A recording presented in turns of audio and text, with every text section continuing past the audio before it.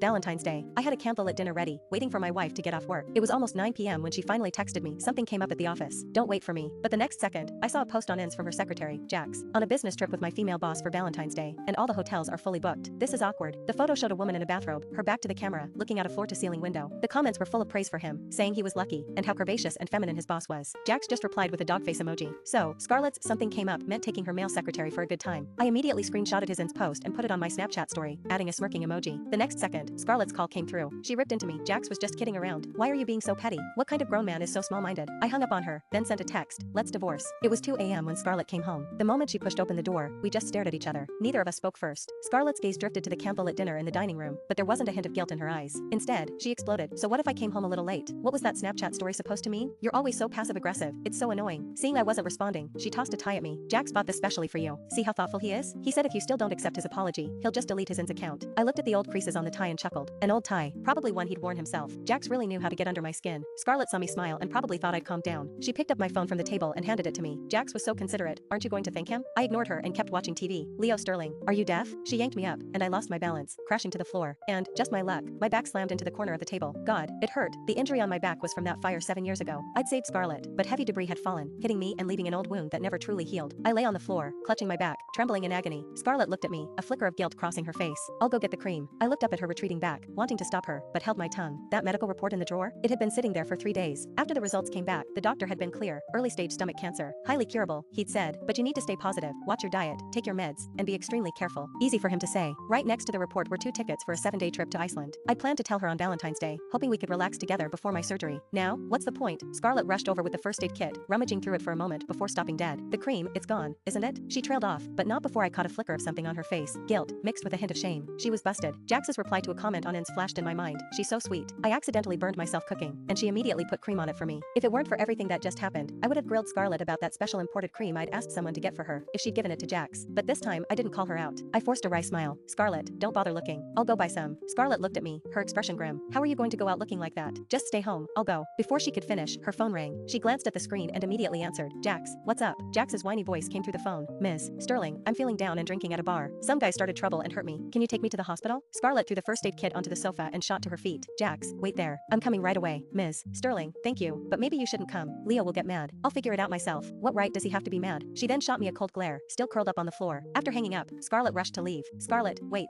I called out to her. Leo, can you stop being so dramatic? Without your phone and wallet, how exactly are you going to rescue anyone? I gestured to the sofa. Her phone and wallet lay there, innocently beside the first aid kit. Scarlett glanced at them, stunned for a moment. I'll go help Jax first, then I'll take you to the hospital when I get back. With that, she dashed out the door. Day broke, but Scarlett still hadn't returned. The pain intensified. I couldn't bear it anymore, so I called an ambulance. While waiting, I scrolled through Ins and stumbled upon Jax's latest post. He basically wrote about intervening in a bar fight, protecting a girl from some creeps, and how Scarlett rushed to the hospital to be with him. He was so touched she'd come out so late for him. Underneath the post was a photo of Scarlett, her eyes teary, applying cream to Jax's injury, with the caption, "Love conquers all, and faces all." The comments section was brutal. One read, "A woman that hot in front of you, and you held back? Dude, are you even straight?" Another chimed in, "Seriously, if she showed up for me in the middle of the night, I wouldn't just be asking her to put on cream." Jax, with a smug emoji, replied, "What's the rush? She'll be mine eventually." The ambulance arrived, and medical staff carefully put me on a stretcher. While getting in 4 in the emergency room, I sent a Snapchat message to my best friend, Ryan. Ryan, I'm getting a divorce. After I got home from the hospital, I rested for a few days. I thought things might calm down, until I was woken up by incessant phone calls. I groggily answered. Scarlett's voice on the other end was cold. "I'm picking you up for dinner." Before I could reply, she hung up. I figured I should try to be civil before the divorce, so I got dressed and went out. Seeing how exhausted I looked, Scarlett suddenly remembered she'd forgotten to buy me cream. "The restaurant is near the hospital, so I'll take you there first." "No need. It's been days. I'm fine." She sighed in relief. I figured, it's been 7 years, after all. Any pain you feel is probably just in your head. I gave a self-deprecating laugh. Right, 7 years. Back then, I had used every ounce of my strength to push Scarlett out, leaving myself trapped under falling timber in the raging fire. 3 of my ribs were fractured, my tailbone cracked. All these years later, even the slightest bump sends agonizing pain through me. I never told Scarlett about the lasting after effects, fearing her guilt. Instead, she called it my victim mentality, but we'd been together for 7 years. If she truly loved me, truly cared, how could she not know if I was in pain? Scarlett drove, telling me about that night. I took Jax to the hospital. His scrapes were pretty bad. I was worried he'd be uncomfortable in the middle of the night, so I stayed with him a bit longer. Don't overthink it. I stared blankly out the car window. I'm not overthinking it. He's your secretary. It's perfectly natural for you to spend a few extra days with him. Scarlett clearly wasn't happy with my answer. She slammed on the brakes, sending my headphones tumbling under the seat. I bent down to retrieve them, but instead, I found a pair of men's swimming trunks tucked away. Half a month ago, I would have gone ballistic, waving those trunks in her face.